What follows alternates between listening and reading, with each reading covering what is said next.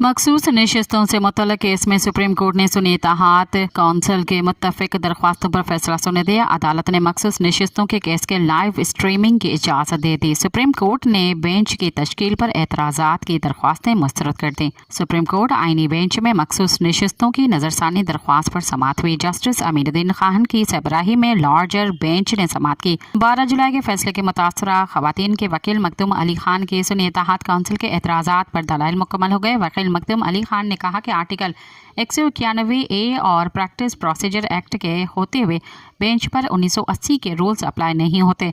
Justice Jamal मंदुखैल ने कहा कि बताएं सुप्रीम कोर्ट के 1980 के कौन से रूल्स नए आईनी तरमीम से मुताबिकत नहीं रखते। मखदूम अली खान ने कहा कि नजरसानी दरख्वास्त की समाअत की हद तक 1980 के रूल्स मुताबिक नहीं रखते।